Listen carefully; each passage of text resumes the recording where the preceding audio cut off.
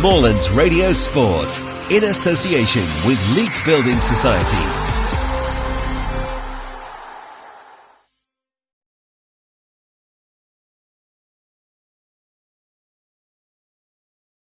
Yeah, and it's a very delighted boss, Josh Brehaut, I think, and a really significant day of football, wasn't it, for Leek Town?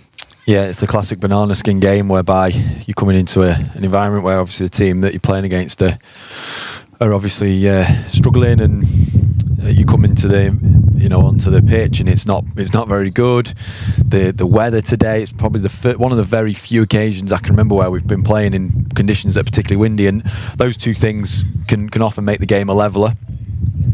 And I'm just pleased that we stayed really calm, because the first half was a poor game of football. It wasn't one to sort of be writing home about, was it? But we stayed calm and we knew what we needed to do. We knew where the spaces were in the game, and obviously the goal for Robbie came at the perfect moment for us. Obviously we're all absolutely delighted for him to join the 100 club, and then obviously we knew from that point then that more spaces would open up, and obviously lo and behold they did. And it was obviously just nice to get 3 goals in the end and keep that clean sheet again. Yeah, the first half was particularly poor for us to watch, and nothing happened at all. I think there was one shot on target, a weak effort from Tim Grice. What did you say at half time to your players? Because they weren't as though they weren't trying hard, they weren't, it just wasn't clicking. No, sometimes you just have to be disciplined in what you're doing. I think it was more important that we went back in with nil against sort of, Northwich hadn't scored, than actually trying to open them up too much and potentially the risk of something happening whereby just because let's face it, they were just playing into this corner here where the wind was blowing, and they were just hoping that something was going to happen. I actually thought Ollie Jules Keynes, who probably headed the majority of the balls down this area, were outstanding with the number of balls they actually headed, because it was difficult conditions, and the contact that they made to send it back was really, really good. But yeah, it was by no means a classic, and it was just about staying calm and identifying the spaces we'd spoke about before the game. We knew playing against the back 5 that we'd have spaces in the wide areas, and that our fullbacks in particular would be the ones that would get lots of possession. And it was just about then how we constructed our moves, not crossing balls in from too deep. And it was just about constructing our moves. Now, in the end, the first goal that came wasn't from a particularly sort of prolonged attack as such. It was a ball that's obviously gone into Grice. He's done really well to flick it into the space. Robbie's classic centre forward play, wasn't it? One flicks and one's short to flick it, the other one's running behind. It was a really important we stayed calm, and they did. They did. Testament to them, very, very professional. And 3 different types of goals, but 3 classic goals in their own little way, weren't they? Each individual one. Yeah. I mean, obviously Scully scores direct from a corner, which you don't see too often. But again, the way the conditions were today, and a couple of things that we'd highlighted around their defensive structure and particular personnel, we knew that putting the ball in that area would be a danger. Never expected him to score direct, but obviously that was nice for him, and obviously everyone's delighted to have Trickett back on the pitch. I think Robbie's done some great work, with down that left hand side, some combination play, got himself the free kick for the team, and you know that if you get free kicks in and around them areas, that there's a pretty good chance that it's going to be very close to being a goal, if not a goal. And Trickett's obviously come back and produced another one of those. Excellently produced free kick. There were 2 others interested though, because Scully scored similar distance and position against Northwich, and of course Louis Keenan's always wanted to lash one in.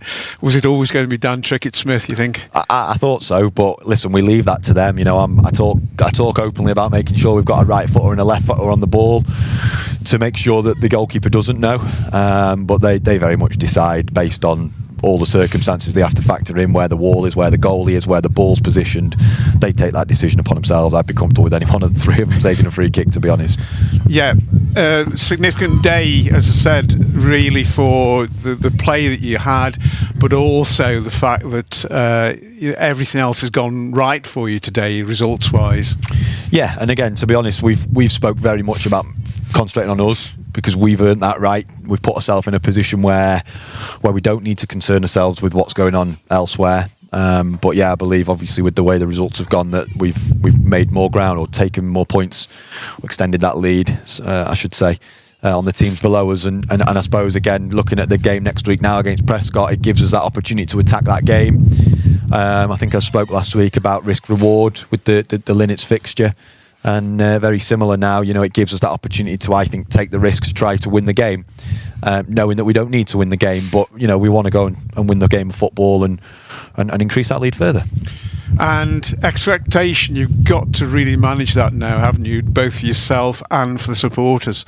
Yeah, and obviously what we've got to remember is, each game you take on its own merits. So we'll get through the game next week. Hopefully we get a positive result, but we might not. And if we don't, Prescott still have that game in hand, remember. So, we have to remain calm and continue. Nothing changes from where we were last week. We're just 1 week further on down the line.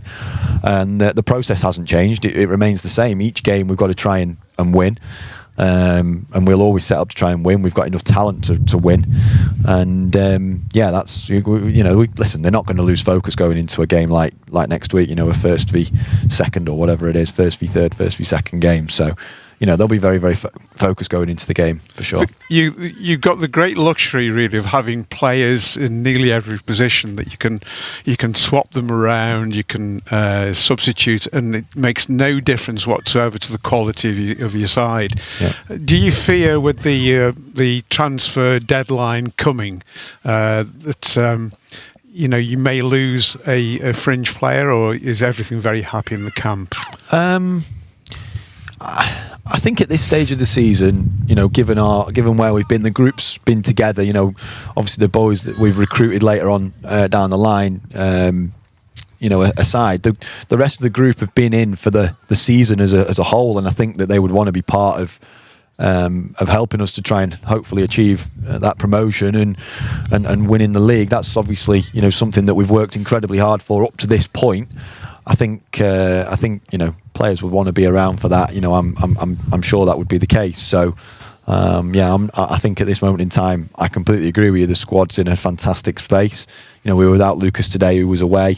He served his 2-game ban last week, and then he's away this week, which we already were aware of when we signed him.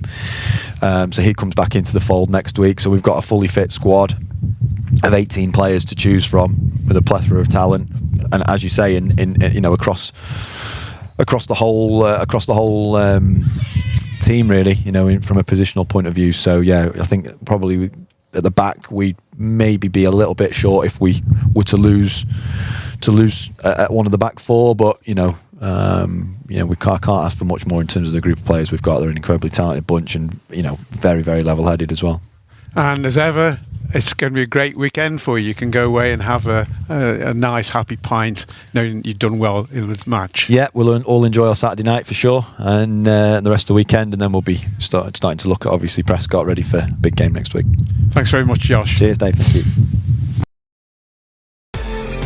Moorlands Radio Sport, in association with Leek Building Society.